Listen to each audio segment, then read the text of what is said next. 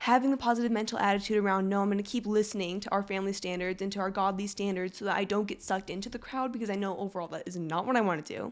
But just having the positive mental attitude around relationships and picking the right friends and not the wrong ones, and not getting sucked into their ways, even if it makes you feel like you're standing out and not fitting in. And that's really important.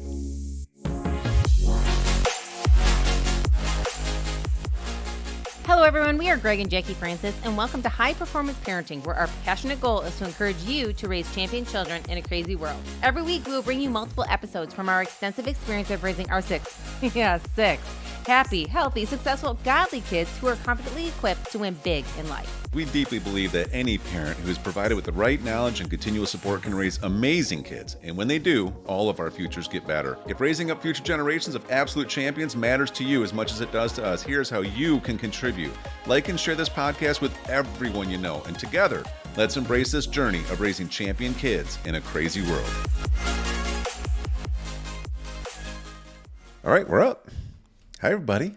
Welcome, welcome. Welcome. It is a beautiful, gorgeous day out. Excited to have you folks in the studio with us. I like your hat, by the way. Thank you. Who are you folks?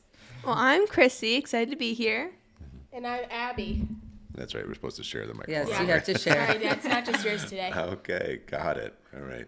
Before we get started, I know we're going to talk about positive mental attitude today from you guys, which is going to be really good. And one of the things, though, that we were doing earlier on a coaching call was we were talking about things from our past that most people wouldn't necessarily know about us. And I don't know if you guys knew this about me, but do you know I used to run a dating service for chickens? This is a joke, isn't it? Well, I used to do it, but I was struggling to make hens meet. I knew something unexpected was going to come, so I was preparing myself for that. Gosh, that's so good. All right, honey, what are we talking about today? It's hard to come back after that, huh, Chris? I mean, what do you talk about after that? Regain focus. I mean, he originally started off serious with PMA. Yeah. And now we're talking about his hens Making and how he did hens dating. meet. Yeah. Gotta keep you guessing. Yeah. You actually faked me out for a minute. I was like, wait a second. This is not what you I want thought to hear. you thought you heard all his childhood stories. Yes, I did. Mm-hmm. Then I realized he'd been keeping secrets from us. I'm sure. My mind just went blank. I didn't know what to think about for that I can't moment. hear you, honey, with the thing over I there. have zero secrets from you guys. You guys ask me all the time about childhood everything We stories. sure do. You remember it better than I do at this point. We do. Because sometimes we beg him to tell us a story. And he's like, have I told you this one before? We're like, no, you haven't. Just so he can retell the story. So then we remember even better. So it's super convenient. Yeah, Dad is one of the best storytellers for sure. I love hearing stories from Dad because he makes it so vivid in your mind. And it's like, I don't care if you repeat it, just do it again, Dad. You might come up with more stuff. That Do you think remember. your kids will feel the same way? They'll be like, come on, coach, tell us it again. Oh, for sure. yeah. For sure. Yeah. Because then I'll have stories about him and us and them. So it'll That's be a lot true. of stories. Oh, okay. A lot of stories. Gotcha. And you. Yeah. There's not many stories about me. Uh-huh. Sure there isn't. Not many you want me to tell. All right, so we're going to talk today a little bit. We're continuing a topic from last time that is all about developing a positive mental attitude. And Mom and I went through a whole bunch of different scenarios about what having a PMA is, how much it makes a difference. I remember one of my first mentors in my life, a statement he used to repeat all the time is that having a PMA is the seedbed of faith, right? And it stuck with me because I'm like, wow, faith is what pleases God. Faith is what makes things work. Faith is what helps you accomplish things you didn't think you could accomplish. And I'm like, but it all starts with a positive mental attitude and being able to train yourself to see things differently than you naturally would probably see them or the world would see them, right? And so it's really powerful. And so I know we've all had to work to develop these things, but we want to interview you girls today and talk a little bit about, here we have a house that is a highly disciplined house for a lot of reasons. We also have a big family, which can create a lot of, personality conflicts from time to time, or we're in each other's space a lot, or whatever. We have a lot of chores we have to take care of. You guys have a lot of extracurricular activities, between whether it's doing, schoolwork, and everybody here is high performers. Everybody wants to do a good job. whether it's driver's ed training right now, whether it was just hunter's education training and getting your hunter's license, whether it is all the different sports you guys do, whether it's piano. What am I forgetting? Well, and just the dynamics of living together every single day. I always laugh all the time because it's like, in our house, everybody has to share a room, right? Even I do. I have to share my bathroom. I have to share my bedroom. I have to share my bed. Well, we are married, just in case you didn't remember. That goes with that? Yeah. Oh, I didn't. I thought. You actually probably would like your own bathroom. She would. I do like she would. Yeah, let's take a vote. So I don't just share my bathroom with just you. I share it with 5 other girls too. You welcome. But anyways, so we have a lot of different moving parts here, and by choice. I mean, I don't ever want to make it sound like it was like out of the blue. This is like by choice. We chose to live a busy life with a large family, lots of different dynamics, lots of opportunities to do different things. But with that, you need to have a good attitude about it a lot of times. Sometimes situations happen that we were not ready for, right? Or that we maybe just have to decide, I have to get this done, and I'm going to have the best attitude I can, and I'll be happy when it's over type thing. Not everything we do in life is going to be amazing. Now, there's more amazing things than not, but what are some of the things, Abbie, that you feel like you've been going through, even within the last year or so, that you had to choose to have a really good attitude about, even though you could choose not to? Well, one of them was I actually kind of forgot about hunter's education, but I was the last one to start my hunter's education, and I didn't have that much time left. And I actually ended up being the third person done because I'm like, I'm going to get this done, And I did really well. And it was just like, you got to realize, like, if I'm going to do this, I have to get this certificate so I can even be able to hunt. And if I want to hunt with dad, if I want to hunt with my siblings, I got to get this done. So just having a positive mental attitude around it. And I'm not the biggest reader, so it was nice in this course. It actually, you could press something and it could read the whole page for you. It's very different from driver's education. You got to read all the pages yourself, but it was nice in hunter's education. So that was one thing that I had to learn, like, okay, have a positive mental attitude. This isn't that hard. It just takes some time out of your day, but that's okay. But just think of the rewards that you're going to get on the other side of it. And then, of course, recently... Well, wait, I want to step on that one. So one of the key things, though, that I feel like you specifically have to allow yourself to have a positive attitude when more things get added to your plate, because of you naturally, your personality is to be very detail-oriented, right? So when you study something, whether it's driver's ed, you're not satisfied just breezing through it and, saying I got a 78% and I passed, right? That's not really you. You almost like to memorize everything, almost to a fault, right? Where it can slow you down. And so something for you like driver's ed can take you literally twice as long as it takes someone like your sister Bella, who's like, in a lot of ways, she's so laid back that she don't even care if she remembered half of it.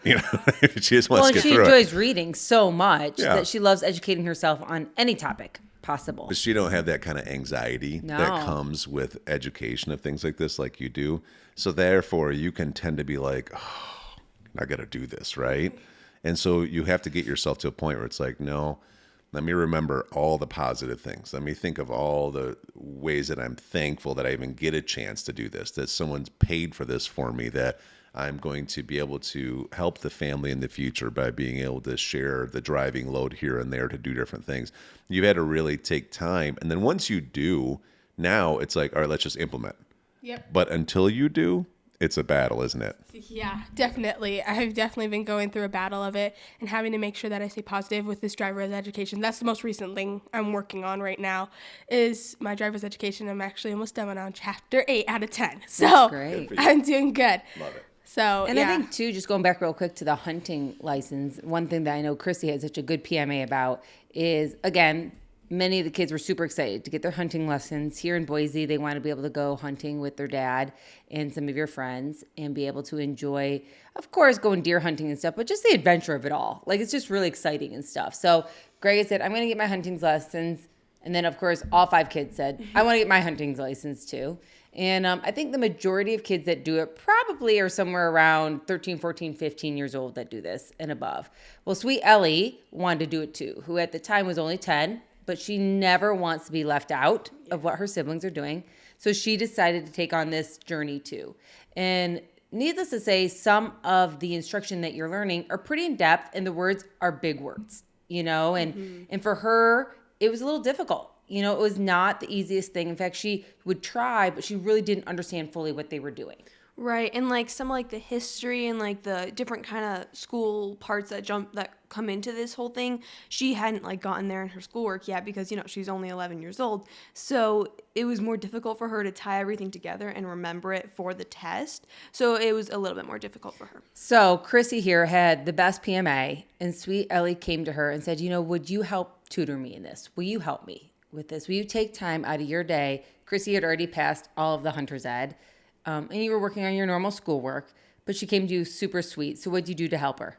Well, so what I did is over she only had like a couple more weeks left in the time period she had to study this Hunter's Ed because she had more difficult time with it. She had to like redo some of the sections. But what we did is I would sit next to her while she kind of like went through the lessons, and they would read them to her and things like that. And then if she had any questions, I'd go through and explain it thoroughly. Like, this is what they're gonna ask you on the test, so I will really want you to pay attention to this during this section. And then if she had like a question about a word during the test, then I'd make sure to explain it to her because she understood the concepts. Yeah. She just didn't understand it exactly in the way that they were trying to tell her about it. So like explaining it in a different way gave an entirely new light to it for her. But I was so proud of Crissy because Crissy had such a good PMA. She took time out of your schedule, out of your fun time, out of your own homework because you cared about her, didn't you? You decided to have a good attitude, even though you had other options of what you could do at that time, right? Yeah, and it was really important to her, and she was really grateful for it, so I was happy to do it. But definitely it did take time out of my day, but I was still glad to do it for her. Right, and it just was a choice again of, I'm going to have a good attitude. This is my sister, and I want to help her out. I'm going to do what I can do to help her out. So another great example. That's good. What was your second one? My second one was the driver's education. We kind of went over it briefly. My first one was Hunter's education, and then the second one was driver's ed, which has been definitely a journey. I've realized that I need to make sure that I force myself to have a good PMA when it comes to it because it's not like I was like, yay, I want to jump right into this. Like Bella. Bella's like, I definitely want to drive when I can. Like, I want to do this. And even like Crissy was possibly going to even drive before me if I didn't get on it. So I wasn't even one that I'm like, I'm not even in a rush to do this. But I realized it needs to get done. Yeah. I need to start getting on the road. I need to start driving. So then me and Bella can drive together, and then Crissy comes right after. But that puts a different, like, you don't want to work as fast, for me personally. I'm like, at first it was like I could just do 30 minutes a day. That was kind of like what we said, 30 minutes a day. And then it'd be like probably a chapter is done in like maybe 3 days to a week. And then Mom's like, no, we really got to start moving here. We got to do like an hour a day. We got to get like a chapter done a day. I'm like, okay, got it, Mom. So I had to just force myself, which has been a learning curve, and I'm still going through it right now, is I need to make sure I have a positive mental attitude with Mom and Dad because they're the one that paid so much money for me to be able to have this driver's education and be able to go through it, be able to learn how to drive, and just get out on the road to start learning how to do it. So. And this is a big part is also just us being a family and knowing each other's strengths and our potential hangups, right? We can, Mom and I can sniff it a mile away when anybody starts living a little bit in our weaknesses. Mm-hmm. Not that it's any kind of a judgy thing. We just all have them. And so that's part of our commitment and covenant as a family is to always help each other through because we care about each other. And, for you, we could see that you were getting pretty overthinking about it, or you were almost trying to be too perfect in it, and then it was taking longer. And so then once it starts taking longer and it gets a little overwhelming, then you can start shutting down and almost, of course we don't procrastinate, we creatively avoid, right? Yeah. And so you were creatively avoiding getting more done. And Mom was like, no, you're going to do this and finish this test by today. And at first you're probably like, that does not sound fun because I have other stuff to do. No, I think at first it was a little bit of an attitude about it. Sorry, Mom. Yeah. But I'm proud of you, though, for also knowing that, okay, she needs to be pushed through this. Yeah. Right? And so it's like, nope, you're getting it done today. Lose the attitude, and let's just get it done. And then, usually Abby's response is like with a red face, like, yes, Mom, and then she has to leave the room for a little while. And then she has to regroup, and usually then she regroups, and then she starts choosing to have the right attitude about it. Then she gets the thing done, and then you feel like $1,000,000. And then when you actually let the emotions settle down, everybody's like, I'm thankful that I have parents who push me through stuff to help me get things done, right? Yeah, definitely. That's good. So, okay. What's another example? Chrissy? Well, I feel like there's so many areas in our life where, like, obviously with education and just the different standards in our family. But I remember when I was a little bit younger, having this extra discipline and maybe like different things that maybe the other kids around us could say and do, but like maybe like extra things that they learned from TikTok or Instagram or whatever, and they were saying all these little catchphrases that weren't always appropriate, and our parents would obviously teach us not to do that kind of thing, but it sometimes made me feel left out, and I knew deep down it was for the better, but sometimes I would feel like I'm getting left out, why do I stand out so much? Why can't I just fit in? But having the positive mental attitude around, no, I'm going to keep listening to our family standards and to our godly standards so that I don't get sucked into the crowd, because I know overall that is not what I want to do. But just having the positive mental attitude around relationships and picking the right friends and not the wrong ones, and not getting sucked into their ways, even if it makes you feel like you're standing out and not fitting in. And that's really important. Wow, that's good. Yeah, that's a good one, especially since today, sometimes parents can sit there and think, oh gosh, my kids are not going to feel like part of the group, or I don't want my kid to get made fun of, or I don't want my children to not be able to enjoy all of the things the other kids are enjoying, right? Even if it's a detriment to what they could become or who they are, or against our standards. And you're right, Crissy. It's like for our family, there's standards, and that doesn't change just because other kids are doing whatever seems to be fun at the moment. We're thinking long term and what's best for you guys as a whole. So good. All right, we'll continue this in the next one. Hey everyone, thanks for listening and thanks for your love and support. We hope that today's episode added tremendous value to you and your family. It would mean so much to us if you would partner with us on our mission of helping parents around the globe raise champion children in this crazy world. To do so, simply take a moment to like and share this podcast with everyone in your network. See you next time.